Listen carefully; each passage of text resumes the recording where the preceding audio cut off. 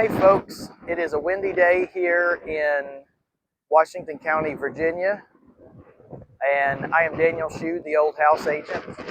I am a real estate agent that specializes in historic houses, and I work at Prestige Homes of the Tri-Cities in Bristol, Tennessee, and I'm licensed in Virginia and Tennessee to deal in these historic houses. So the reason I made a funny face when I said I'm in Washington County, Virginia is because when I walk about 20 more feet toward that beautiful house behind me, I will be in Sullivan County, Tennessee. This house is known locally as the Painter Place, and it is a super windy day, so bear with me. This is called the Painter Place to locals, and it is a super historic property in our region. The back of the house, which we'll see in a few minutes, was built in 1791. And the front of the house, which you're looking at behind me, was built in 1845. Now, the history starts in Pennsylvania, though, and we're going to tell a little bit about that history here in the yard before we go in, because there's so much to see inside. So in Pennsylvania, there was a gentleman that lived there named John Sharp. He was, I don't know if he was Pennsylvania Dutch. I'm not sure what his origin was. My family was Pennsylvania Dutch. They lived in Pennsylvania, and they moved to Pennsylvania from Germany, and they moved to Winston-Salem. So there's a heavy migration down this way in that period. I read last night, because of overcrowding and expensive real estate in the era, it's hard to believe we're thinking about expensive real estate in 1791, but that is a fact. So John decided to take his money and move west. Well, west then was northeast Tennessee. And he bought up a massive amount of land here and was a developer. Before John moved here, though, he decided he never had a son, and he wanted a husband for his youngest daughter, who at the time was 5.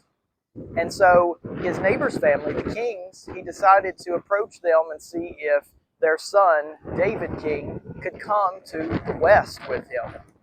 And David did come with him at 15 years old and worked with him.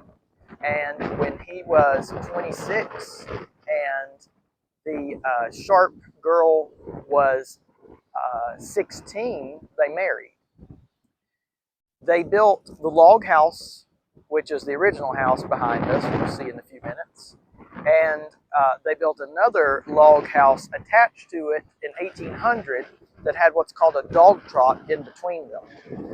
And then later, the house was inherited by his son, David O. King, and in 1845, he tore off the 1800 edition and built on this brick edition behind us. This house was in the same family for over 200 years. Yeah, I think it was. I think the last owner left it to the college that owns it currently, King University, in 1993, I believe. And her name was Carrie Painter. She was a teacher, apparently never married, never had children, from my understanding, and so she left the property to the college. It sits on 3.177 acres. A very small chunk of that land is in Virginia, and then back there, about just beyond those trees and the house and all the acreage behind it, is in Tennessee. There's an amazing barn. I really want to talk about that. This may be a long video. I'm going to try to keep it under an hour for you, but we've got a lot to deal with here. So I've got so much to talk about. I've got so many notes. So David, before he came here when he was 16, 15, he had a dream before he came down with John that there was this beautiful property with a spring on it, and it was surrounded by ancient cedar trees, and he built a home for his family here. He told John Sharp about this, and they came here, and when he married John Sharp's daughter in 1791, his dream came true. This was the property he said he dreamed about. And the spring was over there, massive ancient cedar trees around. They went into the woods, and to back up, there were 650 acres with this property, which I've been told was a square mile that John gave to them. And so they went into the woods and they cut down massive oak trees. In 1791, I don't even know, I mean, this must have been early ancient growth, which is really cool to think about. And so the log cabin was constructed of oak logs that were harvested here. There was originally a stone chimney that was taken out in 1845. The bricks for this house were made right here on site, apparently a few feet, a couple hundred feet down that way. There was an original kitchen that was taken out, and now there's an 1840s barn behind the house, which I think is the 1800 edition that they dismantled in 1845. I think that they probably used some of those logs in that barn. I don't know. We'll go take a look at the barn in just a few minutes. So let's go ahead and head in, and I'll cover some more history out of my book here while we're talking about it. Theodore Roosevelt supposedly stayed here. I haven't seen documentation, but it's a well-known fact that he stayed here while he was writing his book, The Winning of the West. We don't know how long he stayed here. I'm assuming it was a couple of weeks. So that's pretty cool information to know. Let's see, David and Elizabeth. Elizabeth was his wife. They married when she was 16. They had 14 children. Monica and I can hardly keep up with one. And apparently, from what I've read, all 14 children lived in the loft of the original log cabin. So that's a lot to deal with. 12 of those, so 12 of them lived in there because only 12 of them lived to adulthood. Children passing away young was a thing back then without the medical care we have today. Now, there's a cool, sad little story, though. One of David's daughters, named Melissa Ann. I told y'all it's windy out here. Where'd it go? There it is. Yeah, Melissa Ann. So apparently she would come out the side door, which was the original front door, and when her father would be coming up from the field from dealing with this plantation all day, she would run down to him, and he would put her on his shoulder and bring her in the house. And at 6 years old, she died. And so he carried her coffin on his shoulder about 3 miles down the road to the church that they attended. And the story is that he carried her all the way without stopping. David O. King was also the 7th child of the 14. He was born in 1809. And David married David O. David the builder had a son. David O. was the 7th child. And he inherited the property in 1845. His daughter, they were married in 1826. They had 6 children. 4 of those lived to adulthood. He actually married his first cousin. His parents were not happy about this, but they knew each other all their lives and they knew they wanted to get married. Of course, it probably wasn't as weird back then as it would be today. So here we are with this amazing structure. Let's get into some of the architecture, and then we'll touch on the history as we go. You got this beautiful 1840s brickwork. They've got the painted lines in here because it's been protected by this porch. I've seen photos of the house back into the 1890s, and this porch was here, so my assumption is it was added in the 1890s. And then you got these nice short windows. This is a very federal-style house. Everywhere else in the country, by 1845, things were getting Victorian, but we were way behind here. So this house kind of looks like something from the 1820s. Yeah, Monica's pointing out the brickwork, how one brick was long ways, one was into the wall, and it's very stable. There is some damage over here that needs to be tended to, but this seems to be a very sturdy house. So coming in here, I want to show you first before we come in. This, I believe, is an original 1845 front door, and luckily, instead of replacing it with a door with glass in it, they did what happened a lot in deeper South, and they took out the panels and put glass in. So I would totally take that glass out and put those panels back and restore that door to what it used to be like. This house has so many original details and was unaltered in the Victorian era that I think it's very important to bring this house back to what it was. Now, the college has me listing it for sale for the first time in 200 years, and it is listed at $325,000. Now, that's just over 3 acres with this house, which I believe is about 1,800 square feet.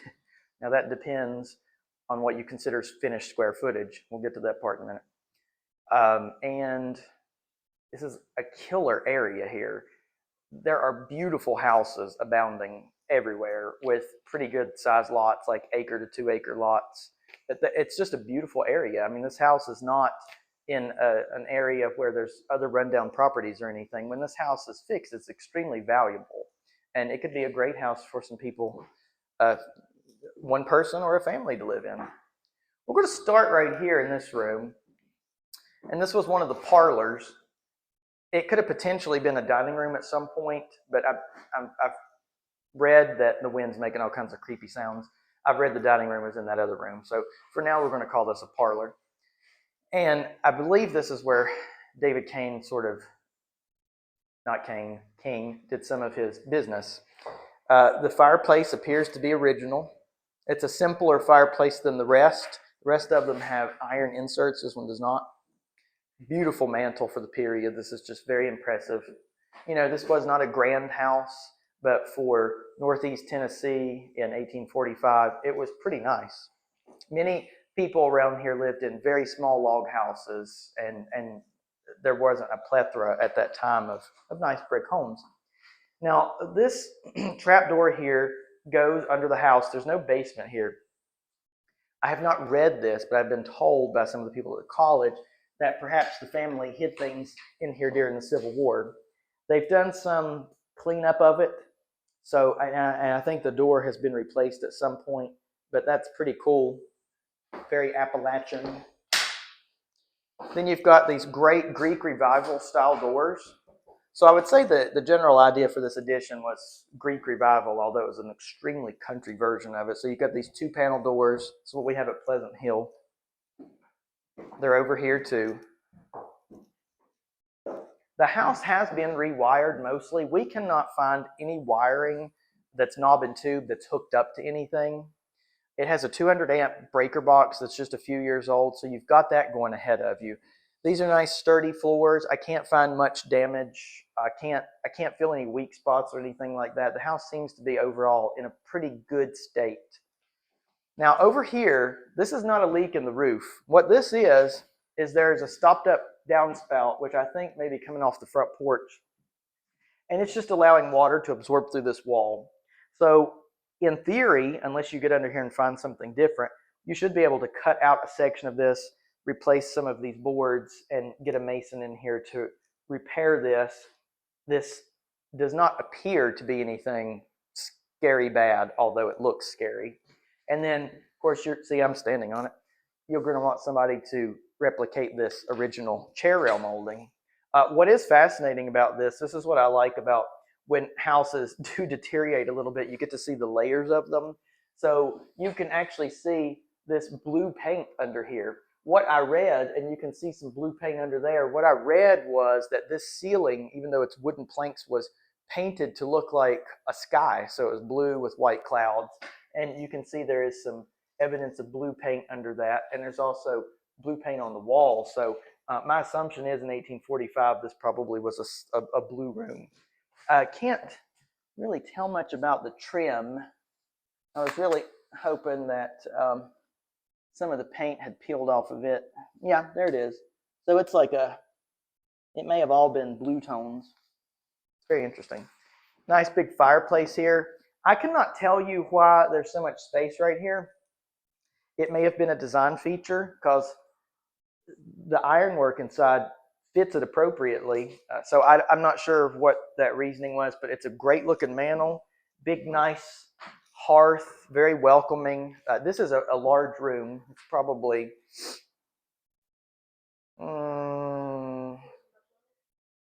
maybe like 16 by 18, something like that. I'd make a nice large living room. Again, one of these Greek Revival doors. I love these cute windows. Look how deep they are with that brickwork. It's like a foot deep. And these windows on the first floor need to be restored. They have been replaced at some point. There are some old ones upstairs I'll show you. So you're coming into here and stepping down. There's a lot to talk about with this house, so bear with me. This room was added on later. I don't know if it was a porch at some point. I'm not really sure what was going on there, but they made this into a kitchen later. Now it's up on the roof. From what I can tell, there's about 4 shingles missing, and so water's been slipping into here and coming down. There is a hole right here that I have covered up so no one can step in that. And I don't know if this room needs to be taken off or if it can be repaired. It probably would be a nice kitchen again. This is gonna be a cute house. This is not a mansion. It's just interesting. And then in here's the bathroom, which was redone a few years ago. I'm assuming the clawfoot tub was probably in the house. I guess this became a bathroom later. They got this cool old oak flooring in here. Toilet actually looks kind of 1940s. So this room, I don't know. You could pretty much leave it like it is if you wanted to, or you could completely redo it. Now, this area is interesting.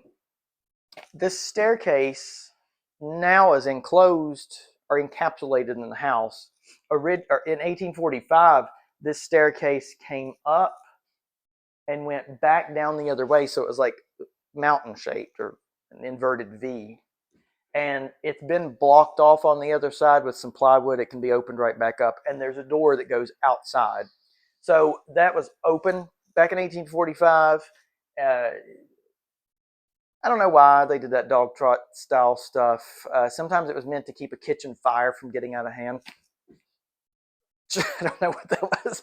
Things like that. Sorry, y'all. I'm afraid of animals, but there doesn't seem to be any in here. Monica and I have been cleaning in here all morning. So this area is what I've read was the dining room. And I assume the bathroom that I just showed you was part of this room. It was probably a much larger space. This is not 1970s fake paneling. This is 1840s beadboard. I mean, it is stunning. I think it's poplar.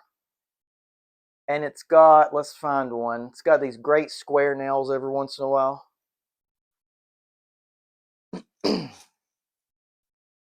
So I can't wait on the trolls to come online and say, oh, that room would be great if it didn't have that paneling. You want this paneling. This is awesome paneling. Another great mantle, a little less formal than the front rooms. Same space right here. It's interesting. I have to check into that and see if that was a thing around here. And then this beautiful ironwork. Now, I've read that the iron inserts were made at the Beaver Creek Ironworks in Sullivan County, which the people that built our house started, or James King's father started it in the 1700s. And I've read it was the oldest ironworks in the state of Tennessee, and I've read that it's the second oldest ironwork, so I'm not sure which one that really is. But these were made there, but not by the King family. And the kings that built this house were not the kings that lived in our house. They were two separate sets. As a matter of fact, the descendants of the people that built this house are still in Bristol. And so, these inserts were made by the ironworks after a gentleman of the last name Bouchon, I guess, purchased it from James King in the 1840s. Now, from about this wall, there was probably a stone chimney that came out here. This all is 1845. But from about here to here, this would have been the dog trot or the breezeway between the two cabins. Probably the roof connected them, but there was a walkway between the two cabins. They added this little shelf in here. It's really, really neat woodwork. The ceiling is also that paneled beadboard. So you step down just a little bit in here. This was the kitchen later. Originally, this was the one-room 1791 house. This is a log house. The logs are under this beautiful beadboard here. And you can see them outside. So we'll go outside in a few minutes and I'll show you that. But this board, I don't know. I think you would want to leave it, but the logs could be exposed if you wanted to. Now, this ceiling has a detail on it. So many times people come into these houses and they rip out the plaster ceiling because they want to see the beams. And that's not the right thing to do, because a lot of these houses did have plaster ceilings. And even though the woodwork or the beams underneath are beautiful, that's not what you want to do if you're restoring a house. In some cases, they did not have plaster ceilings. That is the case in this room. What tells me that is A, there are no nail holes for lathing strips. B, there is a beaded detail on the floorboards. And see, you've got this little beaded detail on the edge here. Now that tells me they meant to expose the ceiling. So that ceiling was always supposed to be exposed like this. Monica keeps walking through this house talking about Outlander and how this reminds her of the houses on there. So if you like Outlander and you've got $325,000 and a little more to fix this house, then you need to call me. Now, the original stone chimney was taken out of here, and they built this in 1845. So this became the kitchen then. And so this was a cooking fireplace. They've done a little work here later. I'm not sure what's going on, but it would have had a large crane, probably a swinging crane. Sometimes they hung down from the top, and they cooked in here. That just blows my mind. It's so cool to think about this being used to prepare meals on. It must have been warm and smelled great. Flooring in here is old. I'm not sure how old, probably 1845. They probably completely overhauled this room. So I'm assuming the walls were logged in 1791. And so my thoughts are they added the beadboard, they changed the chimney, they probably changed the floorboards, and this might be 1791. I'm not sure. Now, we're getting ready to go into an eerie little space here. This little teeny tiny staircase goes up to the loft above us, and that's where apparently all 12 children stayed. My assumption is David and Elizabeth's bed was probably in this room. I mean, y'all are talking like tiny house stuff here. This was, and this house was on 600 and some acres. I mean, just the idea of night setting in, snow coming, and knowing you're going to be trapped in your house. These people, they had it kind of rough. It was pretty eerie stuff. So come up here to the loft.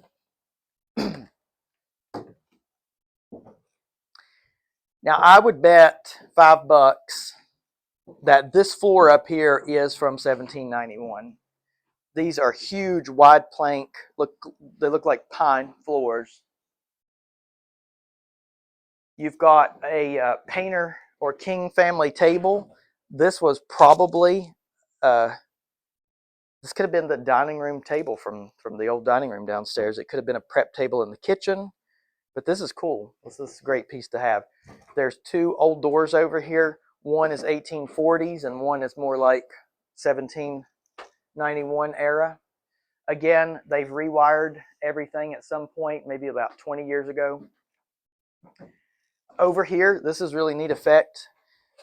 Between the logs, you can see that they actually used, it looks like chunks of limestone in here to fill in, and then outside they use chinking on it. And I just think that's so cool. So, I mean, basically you have a log and stone house. That's why the house has been here for over 200 years. Oh yeah, there's a great, look at this peg that holds this top beam on. Now, a lot of these houses, the roof line changed. If you all remember Hayslope that I just sold in Hamlin County, Tennessee, that roof line had changed. I don't think this roof line has changed. I think these are hand-hewn giant joists going up the roof. So I think that these are probably original. So if you incorporated this into the rest of your house, which I absolutely would do, there is ductwork everywhere. The house does have 2 heat pumps. I would not bet that they work right now because they haven't been used in a long time. But you could insulate in between here. As long as you're going by code in the county, you might be able to do something interesting where you can still see these beams. They're quite beautiful. The chimney is also just beautiful. This is such a cool room. Oh, and look at the staircase, how it's encased in this ancient wood. These square nails, all hand cut. Love this stuff. I love this house. Y'all probably think because we live in the King house and it's a little more Victorian that's totally only what we do, but we're drooling over this house bad. We also, so King University owned our home and we got it from them. So this is the only other historic property that they own. There's where we're going in a few minutes. Check out the barn. That barn was built about 1850. And the windows are phases of the moon. The windows on the back are round. The windows on this side we're looking at are half round, and that is such an important Appalachian structure to preserve. It looks like it's collapsing right now, but we're going to go out there and look. It's not as bad as you think. Oh, and there's an original piece of furniture here. This thing right here would, I don't know if you could prove its provenance, that if you took this to an antique shop and said it came from the painter house, you could probably get $2,500. This is really cool. I would keep it right in this room, not even move it. And then look at this beautiful door. These panels were all hand carved. This is pine. I mean, this is the stuff of dreams right here. And then look at this amazing door latch. Watch this. So that's how it closes. I'm not going to lock us in here. So step up and you're back in this paneled dining room. That door goes outside. Oh, look at this detail. You're buying the details in this house. You are buying details. Okay, get ready. Up here, these awesome carved brackets, I assume were to hang a curtain or a cloth over this door in the winter. That is so cool. And then look at these. God, these strap hinges are to die for. Look at that. Look at the way that's set in there. Our shutters on our house were made like that. This thing right here is driven deep down into that wood, and then the door is placed atop of that and set down. This is just, it's just goosebump stuff. This house is extraordinary. This door right here goes under the stairs. So the stairs go up this way, peak, and then go back down that way. So this door, we've got some junk in here right now. This is where the King family stored their vegetables and stuff in the winter. Apparently, I guess the heat from this room kept them from freezing. So this was kind of a cold cellar, but not too cold. And then huge wide plank floors under this carpet.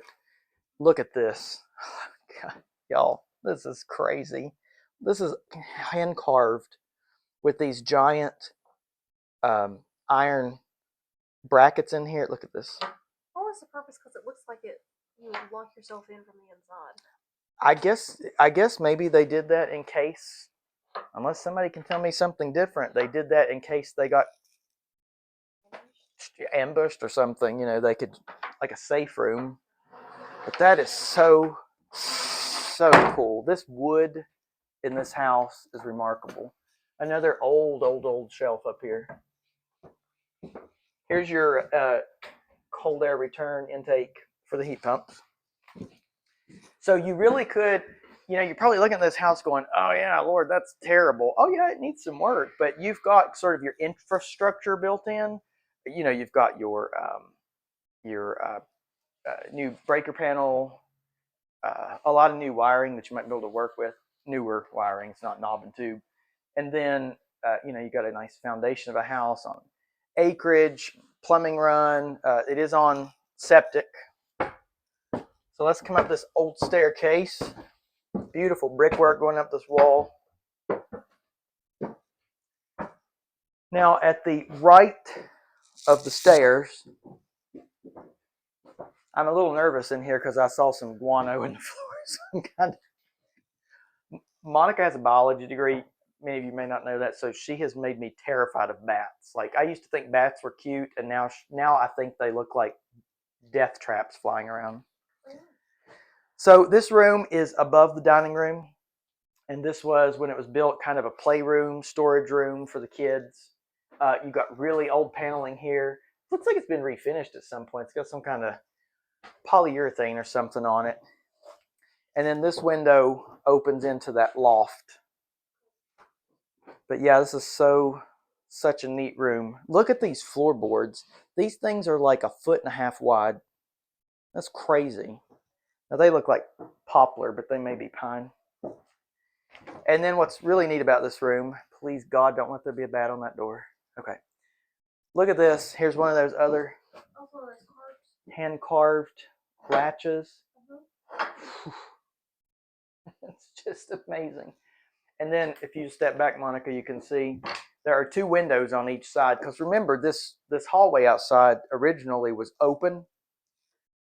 I use originally lightly. It's like the King House when I say original. What era am I referencing? That this is 1845. So that lets some light in this room, and then that window opened into that room. So here's an idea. I was thinking about this the other day. You could potentially come right here and build a dormer that might be architecturally okay with the style of the house, and then have natural light in this room. Now right here is where the staircase went back down. So that plywood's just temporary. If you pull that up, there's a staircase under it that goes back down to the side porch. Another incredible door. Panels missing for some reason. Again, you're not in 70s paneling here. I can't wait for people to say it's a shame that there's paneling in that house. This is all original. Look at this paneling. How cool. And this window.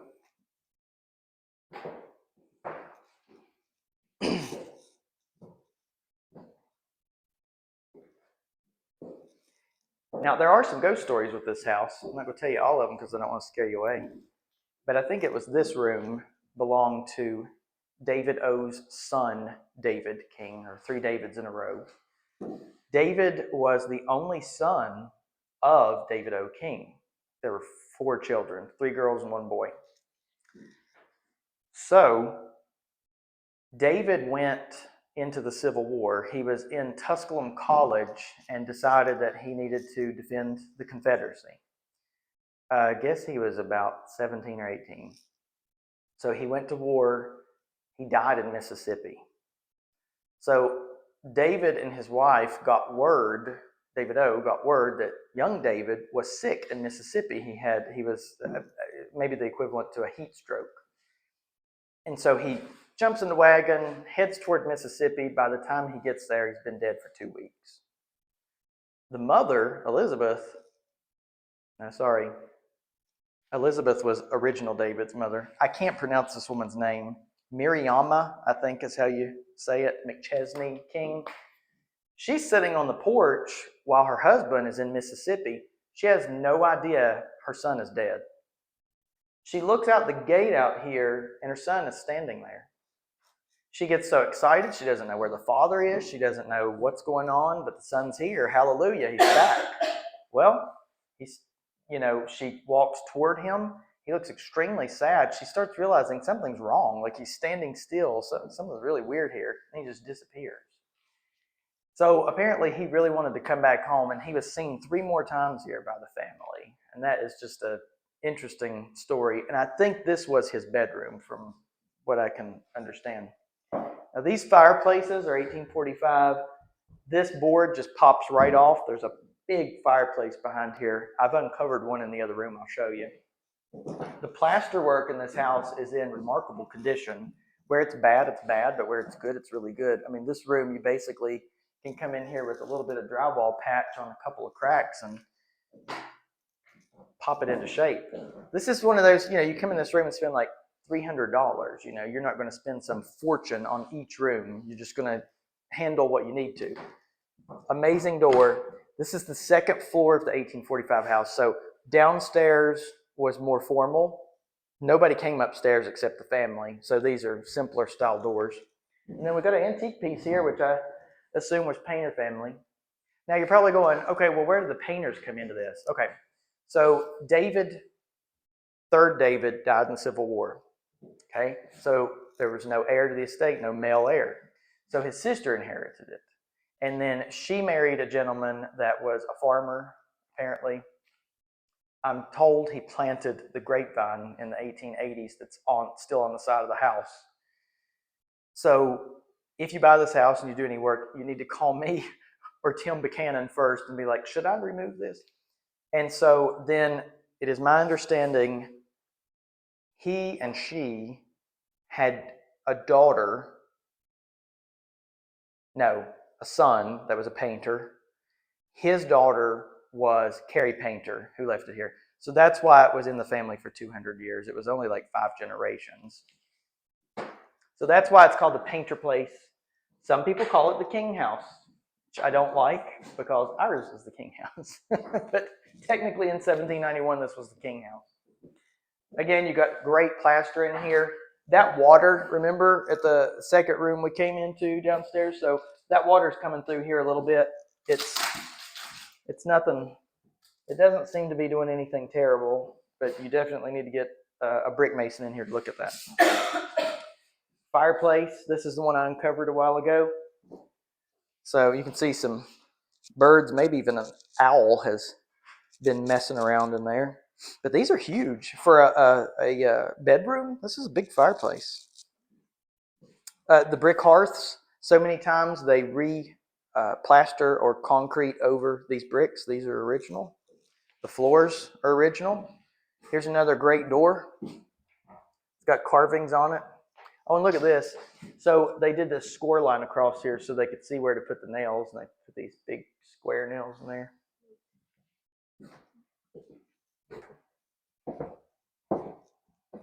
And then you're back in the staircase. So let's go outside. If you need to. Monica's got to put some gloves on because it's kind of cold here. Where are they?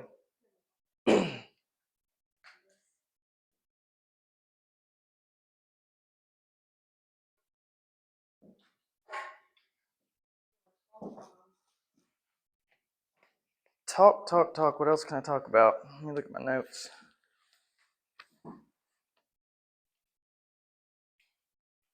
Raw videos. Well, there's not a whole lot more to talk about till we get outside. The King family had a lot of plants in the yard. There were many fruit trees. It was important for them to have things like that. This was kind of the frontier, so they had to have everything available to them. So they had fruit trees, all kinds of stuff like that. And then my understanding is the painter gentleman that married the king daughter, I think her name was Caroline, he was a farmer and he kept the property going and planted a lot of stuff here. So I just have this dream of someone buying this and really taking it back to what it was. Let's go around this way. Now the house does have kind of a close proximity to this road, but this road is not I-81. This is, I've seen maybe, 10 cars go by here in 2 hours. Now, I don't know, it may get busier after school. Look at these beautiful houses over here. You're in such a beautiful area.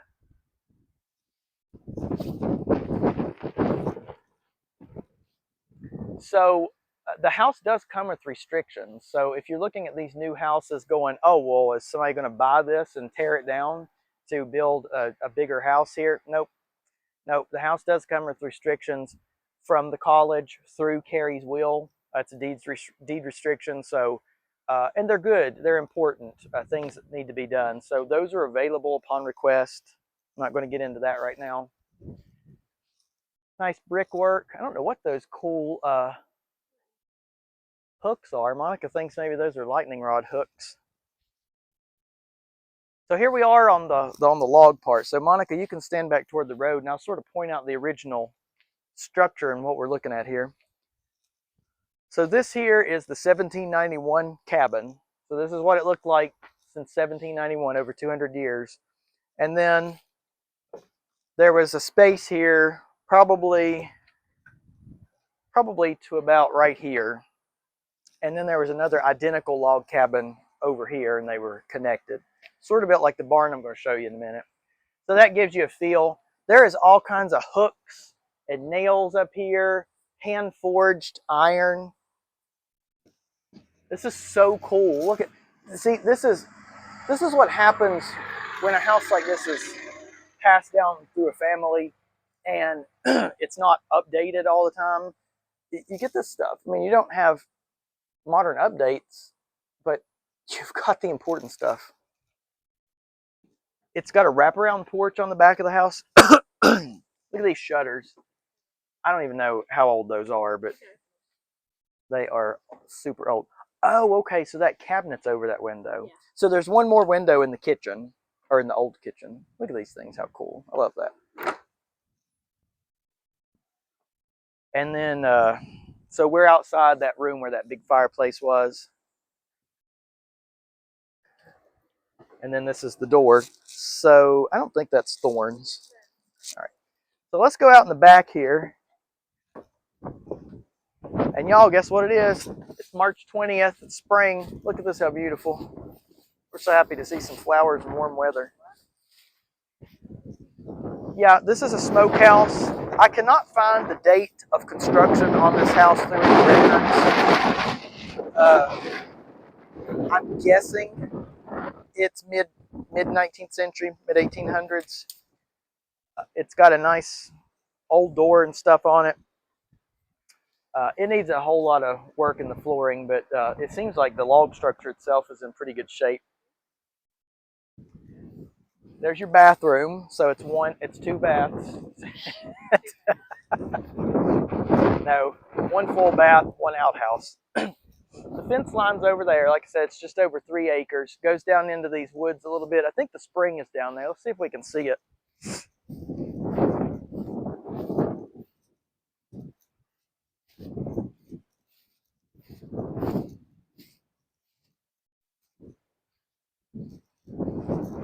I don't think there's a spring house or anything here. I haven't been. Last time I toured the property was. No, this is where the fence ends. Yeah, I guess it's down in there. Last time I toured the property was back in the summer, and we didn't come over here because the weeds were too high. In this area, you got to watch for all kinds of snakes. Even in downtown Bristol, we have snakes.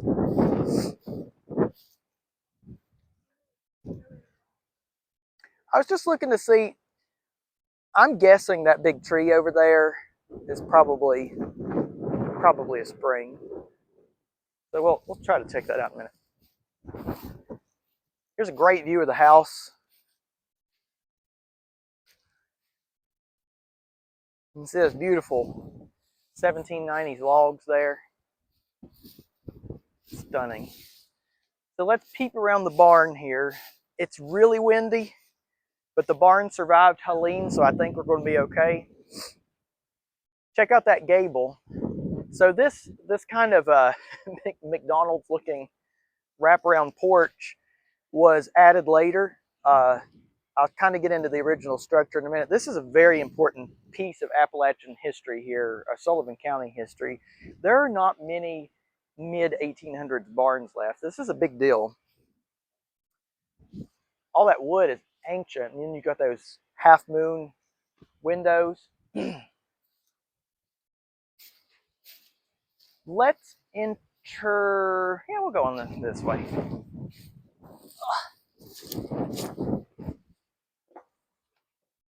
All right, so here's where it gets even cooler. I love barns because when they didn't need something in a house, they took it to the barn. I don't even know what is in this pile of lumber up here. I mean, this is crazy. There may be a fireplace mantle up there. I don't even know what's in there, so it's going to be fun. Now, look at these massive logs. These are all oak, from what I've read. So you can see the ones on top there, those are a little more rounded looking, but look how precise these are. These are really good cuts for a barn. Okay, so, whoa, that was a big bird. I don't know what it was. Look at this. Looks like something out of some kind of movie.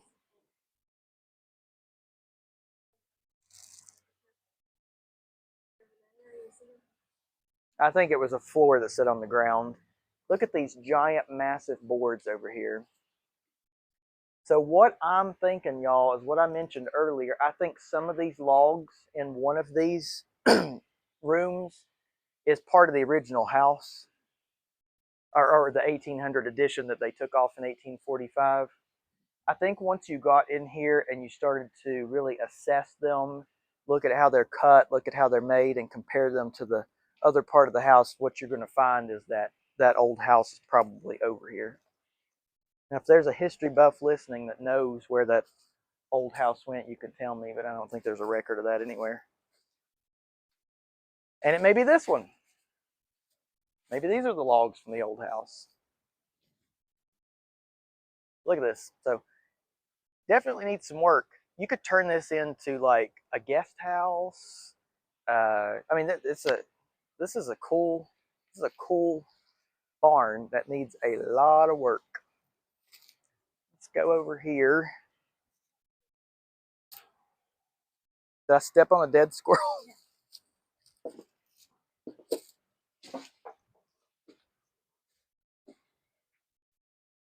Oh.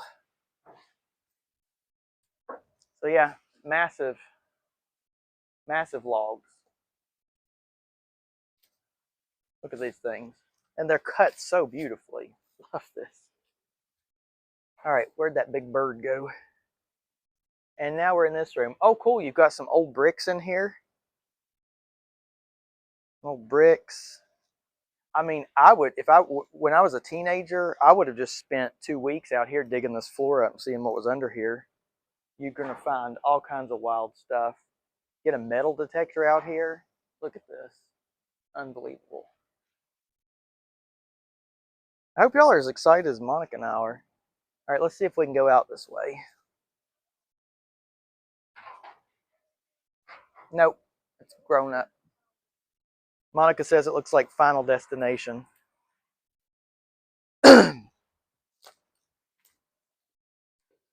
But yeah, you got a lot of potential over here. And so we're going to go out where we came in and walk the rest of the yard just a little bit to give you an idea. The barn is it's near the end of the property, but not right on the border. This is so cool. Yeah, Monica found a plow. Yeah, you got a lot of wood to work with out here. Oh, there's maybe an original window. Stick your camera in there. See that window sash?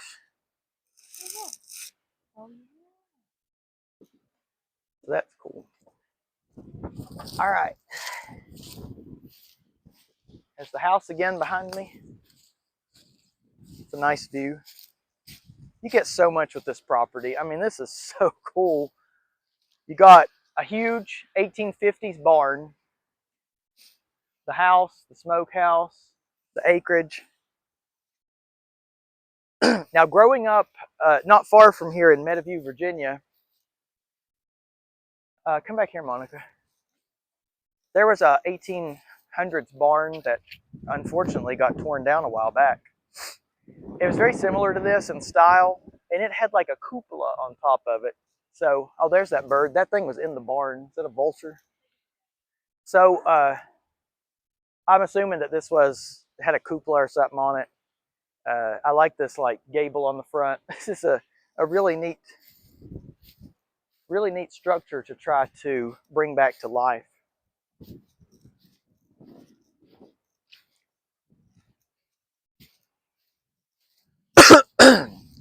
It is chilly. Now back here you can see the full moons on the barn roof. I don't know what the purpose of that was. I didn't find any information to clarify why there were phases of the moon on the barn, but I really like that.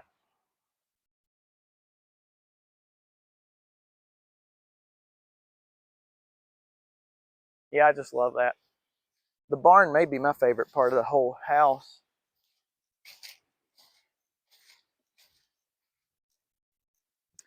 Now, the land that attaches to this, from what I can see on the map, on every side is privately owned. It's a huge amount of acreage. I don't think that's going to be developed anytime soon.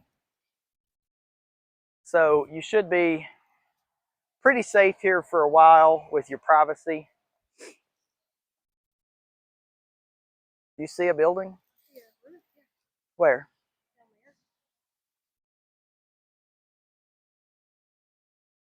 It may have been the old one. It's not on this property anymore. Oh, listen to the frogs. As cold as it is, they're peeping. Yeah, so Monica thinks she's seeing the spring house down there, but look at this old tree. Isn't that beautiful? Like when you see a tree like that, you sort of get a feel for what this property used to look like back in the day, back out in the country. Yeah, and here's some old cedar trees, which is what the original name of the house was, Cedar Hill. So very important also that you keep cedar trees on the property, plant cedar trees on the property. Just don't plant them close to the house.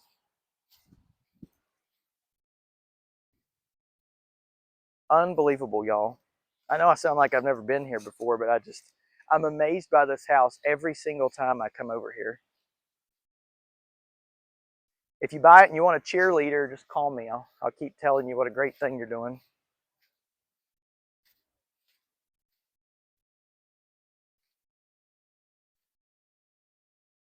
And just imagine in the 1800s, walking from the barn up to that, seeing smoke rolling out of the chimneys. That little girl running out to greet you to put on your shoulder.